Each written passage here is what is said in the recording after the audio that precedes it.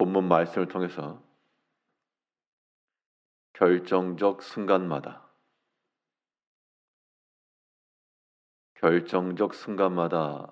라는 제목으로 하나님의 말씀 생각하겠습니다.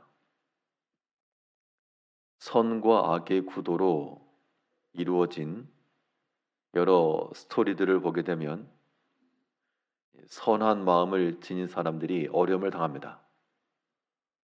그런데 그러한 순간에 있을 때라도 결정적인 때 돕는 자가 나타나거나 아니면 변화된 힘을 통해서 악을 이기는 그러한 이야기들이 주를 이루는 스토리들입니다. 아무리 패색이 짙어도 결정적 순간에 이길 수 있는 일들을 이루게 되면 그건 지는 게 아니고 이기는 겁니다.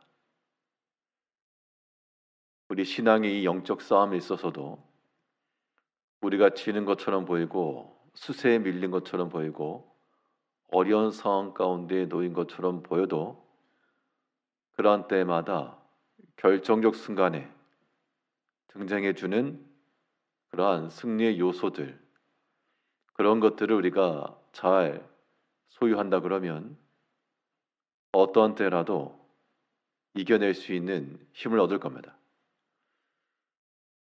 그러면 이런 결정적 순간마다 무엇이 등장해야 되겠는가? 오늘 본문 말씀을 통해 살펴보게 되면 우리 인생의 삶의 결정적 순간마다 등장해서 결정 지어 줘야 될 것은 바로 믿음입니다. 이 결정적인 때마다 믿음이 감춰지고 사람의 생각과 탐욕이 나와서 일을 이루는 사람이 있고, 또 결정적 순간마다 사람의 생각과 욕심은 물리치고 믿음으로서 나아가는 사람이 있는데 어떤 사람이 승리하는 구도인가? 영적 싸움은 그 기묘한 때마다 믿음을 가지고 나가는 자들이 이기는 싸움이라는 겁니다.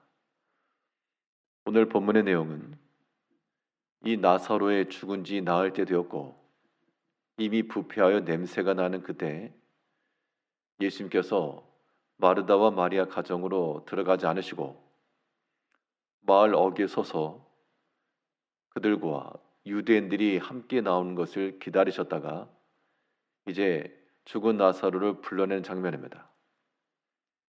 어떻게 보면 예수님의 사역에 있어서도 가장 결정적 순간이요, 많은 유대인들이 믿게 되는 결정적 순간인데, 이때 이미 사람이 죽고 냄새가 나는 시점에 이건 불가하고 행할 수 없는 일이라. 그러나 주님께서 하신 말씀은 이러한 때 믿음이 필요하다. 내 믿음이 어디 있는가? 이 중요한 때 왜 믿음을 쓰지 않는가? 믿으면 주의 영광을 볼 것이다 라고 말씀해 주고 있습니다. 오늘 본문 40절에서 예수께서 이르시되 내 말이 내가 믿으면 하나님의 영광을 보리라 하지 아니하였느냐 하시니, 그 앞선 절을 보게 되면 이미 냄새가 납니다. 이미 나흘입니다. 그러나 이 결정적 순간에 주님께서는 내 말을 믿으라 라고 권유하고 있습니다. 이것은 비단 이 마르다와 마리아 이 가정의 일만 아니고 이 시대를 살아가는 우리 모두의 동일한 공식과도 같아서 참으로 결정적 순간마다 주의 말씀을 믿고 주를 믿는 마음이죠. 이러한 믿음이 우리 가운데 나타나야 되는데, 근데 사람이 이 정반대의 길을 건다는 겁니다. 평상시에는 믿음이 있는 것처럼 보이나, 평상시에는 말씀을 잘 따르는 것처럼 보이나, 결정적 순간마다 말씀과는 충돌되며 믿음은 소멸되고 거기에는 사람의 생각과 탐욕이 나타날 수 있다는 겁니다. 이것은 우리에게 있어서 좋은 결정이 아니고 하나님께서 기뻐하시는 것도 분명 아닐 겁니다. 이제 여러 가지 삶 속에서 결정적 순간이 올 때마다 우리는 주의 말씀을 믿어야 되겠고요. 주의 말씀을 믿는다라고 하는 것은 그 말씀 속에 있는 능력을 믿는 겁니다. 하나님께서 그의 행하신 말씀은 참으로 힘과 능이 있어 이미 나을죄요, 이미 냄새가 나고 사람의 생각으로 불가한 혹은 더 이상 되어질 수 없는 일일지라도 거기 믿음을 대응할 때 능력의 말씀이요 생명의 말씀이 그 안에 주입되어 변화의 역사를 이룰 수 있다는 것을 우리가 믿어야 되겠습니다.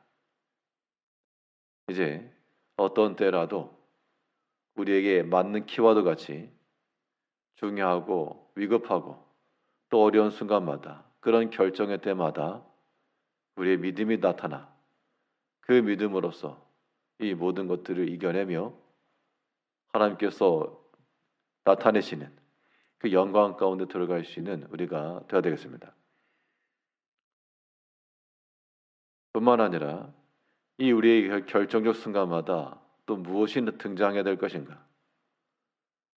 주의 말씀을 믿는 그 믿음뿐만 아니고 또한 주께서 행하시는 그 일들에 대하여 감사의 등장이 있어야 됩니다. 두 가지가 이기게 하는 길이에요. 주를 믿고 주께 감사하고 이것으로 해결되지 못할 일이 없을 것이며 이기지 못할 시험이 없는데 이것으로도 안 된다. 그것은 믿음의 영역이 아닌 겁니다. 주님께서 이 죽은 나사로를 고치는 것은 그 당시 많은 유대인들, 예수를 믿지 않고 대적하던 유대인들을 향하여 자신을 드러낼 수 있는 좋은 기회였습니다.